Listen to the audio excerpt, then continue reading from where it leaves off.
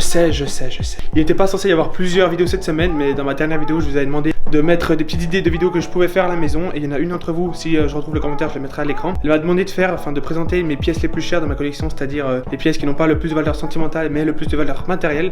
Donc j'ai fait une petite sélection, je vais vous les montrer après, je vais les mettre sur la table. On va faire section par section, c'est-à-dire la barre, ensuite le deck, ensuite les roues, bref, vous comprenez le concept. Et donc là, on va passer sur le bureau, et donc c'est parti. Ah, et je tiens à vous remercier aussi parce que vous avez été très nombreux à voter dans ma dernière vidéo. Et donc le jour où je vais pas pouvoir, enfin la semaine pardon, je vais pas pouvoir poster 3 vidéos par semaine. Le jour où je vais uploader chaque semaine, il y aura forcément, ça je vous le promets, une vidéo par semaine. Ce sera tous les mercredis à 18 h, donc la même heure que je sors les vidéos à chaque fois. Sauf que ce sera le mercredi, donc merci à tous ceux qui ont voté, ça m'a vraiment beaucoup aidé. Bon là je vous réapprends rien, si vous n'avez pas encore vu ma collection, je vous invite à aller la voir. J'ai fait une vidéo il y a genre 2 semaines où je présente tout. Donc vous voyez, c'est un peu tout ce que j'ai. Là il y a tous les decks ici. Ensuite là on a toutes les roues au fond. Là on a un peu de... Enfin en fait j'appelle ça un peu le reste, un peu les trucs qui me servent pas, je les mets tous là. Et nous avons ici toutes les barres, donc je vais faire un peu de rangement sur mon bureau et on va se mettre là, c'est parti.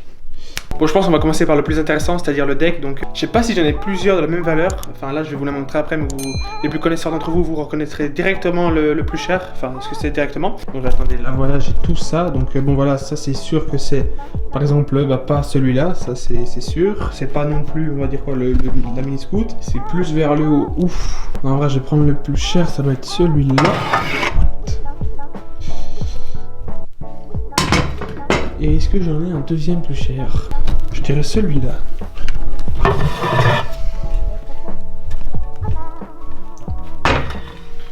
Vu que j'ai beaucoup de matériel, je vais essayer pour chaque section d'en prendre au moins 2, c'est-à-dire 2 decks comme vous venez de voir, 2 barres, etc. C'est peut-être un peu plus distrayant pour vous que de présenter une seule pièce à la fois, donc voilà, je vais vous présenter les decks, c'est parti.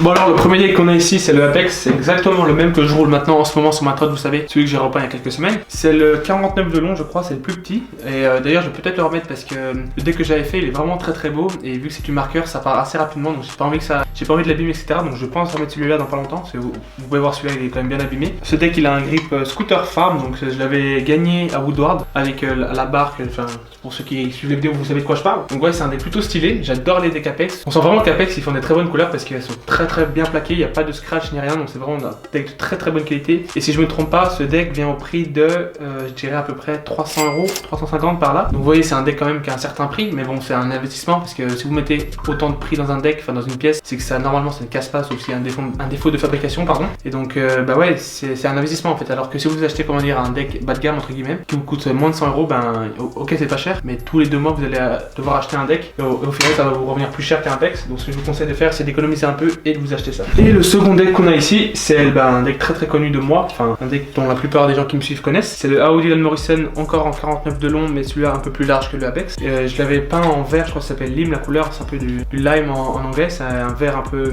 comment on peut appeler ça en français? Un peu menthe, un peu clair, enfin je sais pas comment on appelle ça exactement. Grip et Rip and Deep, et je crois que ce deck vient au prix de 100, enfin au prix où moi je l'ai acheté, il était 189 ou quelque chose comme ça. Je crois qu'aujourd'hui il est pas cher, mais je suis moins sûr parce que ça fait quand même bientôt, enfin pas bientôt 2 ans, mais ça fait 1 an et demi qu'il est sorti quand même. Pas non plus un deck tout récent. Pour ceux qui me suivent depuis longtemps, vous savez pourquoi je l'ai changé, parce que sur le folding il a une grosse fissure qui fait tout le long. Donc si j'ai pas envie de mourir en faisant un flair, ben, je l'ai vite changé, donc ça c'est sympa. Ce deck il est vraiment agréable à rouler parce qu'il a un, comment dire, un head tube, et là il a un, comment dire, un blend pad très plat, donc c'est vraiment très stable pour les nose blends, c'est vraiment trop stylé à rouler. Donc ouais je pense que bon j'aurais pu faire un peu mieux sur la peinture parce que là vous voyez que c'est un peu scratché etc.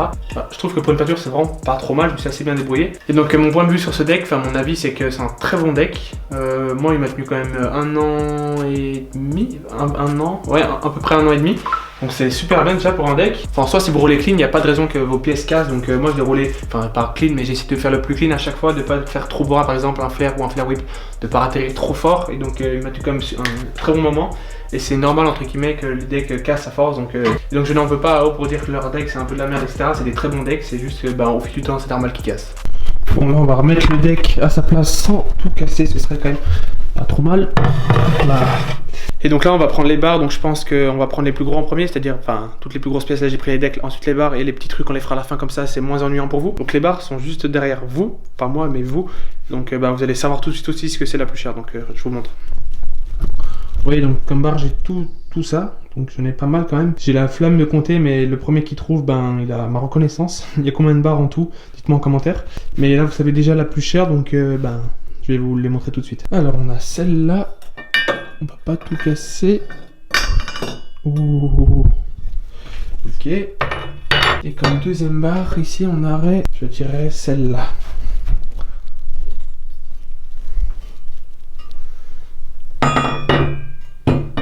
Et concernant les barres, bah, c'est un peu préparé de ce que j'ai sur ma Trot, donc c'est la même marque. Donc pour les plus connaisseurs, vous avez reconnu tout de suite, c'est la YGW Millennium en titane. Donc comme je vous l'avais dit dans la vidéo où j'avais présenté les pièces, j'étais un des premiers en Suisse et en Europe à avoir cette barre parce qu'elle venait de sortir tout juste aux USA et par chance j'étais au même moment. Du coup j'ai pu mettre mes mains sur une paire, donc j'étais vraiment chanceux de l'avoir. Vous voyez, celle-là elle est toute petite parce que je l'avais coupée en largeur ainsi qu'en hauteur parce que là j'avais une Ford HSC que Scooter Farm avait fait mais assez mal. Donc du coup une fois bah, elle avait complètement fissuré, donc j'ai dû la mettre en SL. Mais cette barre c'est un très gros souvenir pour moi. Alors je crois que cette barre vient au prix de 300 et quelques euros. Je sais que moi je l'ai acheté 350 $ à Scooter Farm, parce que c'était les premières, mais je pense qu'en quelques années elles ont perdu un peu de valeur. Je pense qu'elle devait être à 200, au moins 260 si je dis pas de bêtises. Ça pour moi c'est la meilleure marque de barre titane. Affinity aussi font des très bonnes barres, mais YGW vraiment c'est la marque où j'aurais aucun doute à acheter. Enfin vraiment très bonne marque, je recommande à 100% si vous avez le budget d'acheter une marque comme ça. Et la deuxième barre la plus chère que j'ai ici, je sais que c'est pas la plus chère en tout, parce que je dois avoir d'autres barres mais je sais pas exactement où elles sont. C'est la éthique, comment ça s'appelle, la Allmasty en rouge, donc je connais pas du tout le prix de cette barre. Si je devais faire une estimation, j'estimerais cette barre à 70 euros peut-être, 60 euros. Cette barre, donc cette barre, c'est comme l'autre, je l'ai eu la même année, une semaine avant, parce que celle-là je l'ai eu quand j'étais à Woodward et celle-là je l'ai eu juste après, quand je suis allé à San Diego. Bon, le seul défaut de cette barre, c'est qu'elle est lourde, mais bon, c'est une barre qui est vieille, donc les technologies n'étaient pas aussi développées que maintenant. Elle doit peser au moins 1,6 kg cette barre, c'est assez lourd pour une barre. Et je trouve que son gros point positif, c'est sa couleur. Donc il n'y a pas beaucoup de marques qui font cette couleur, c'est un rouge un peu mat, enfin pas rouge mat, un rouge un peu brillant, enfin je trouve cette couleur magnifique, mais c'est un peu dommage qu'elle soit aussi lourde. C'est une assez bonne barre, elle est en IHC, ouais, il y a la fente et tout, donc voilà. Bon, pour les deux derniers trucs, c'est-à-dire les fourches et les roues, je me suis dit que je pouvais mettre ça en même temps, les présenter en même temps, parce que c'est un peu petit et ça va aller assez vite du coup. C'est plus intéressant pour vous de voir tout en même temps. Vous comprendrez, je vais pas faire les poignées parce que ça n'a pas trop de sens de dire oh les poignées les plus chères, c'est les blends, blablabla, ça n'a aucun sens de présenter les poignées. Je vais mettre maintenant les fourches et les roues sur la table. J'ai beaucoup de roues, le choix va être très difficile parce que j'ai des très bonnes roues dans le lot, des très bonne qualité, donc je vais faire mon choix, je pense que je vais prendre 3 paires. Et les fourches, je vais essayer d'en prendre au moins 2, elles sont juste derrière moi, donc je suis en train de regarder, désolé. Et donc je vais mettre un plan et on se retrouve juste après. Donc vous voyez ce que je veux dire quand je dis que le choix va être difficile, parce que là j'en ai encore au fond, vous voyez pas, derrière les canettes là. Et ben ouais, là, je suis pas dans le pétrin là. Bon voilà, le choix était dur, mais le choix a été fait, donc j'ai tout ici. Vous vous en doutez sûrement que les plus chers, ça va être soit des protos, soit des rivers. C'est encore le cas aujourd'hui sur le marché, même s'il y a d'autres marques très chères. Moi, j'ai pas d'autres marques. Les plus chères pour moi, ce que j'ai, c'est les rivers et les protos. Donc celles-là, c'est les rivers proto Dylan Morrison, donc c'est les mêmes que je roule maintenant. C'est les roues que mon pote Louis a une fois laissé chez moi et qu'il ne reverra jamais parce qu'il les a oubliées. Elles sont toutes déjantées, donc même maman, elles ne se révéreront pas.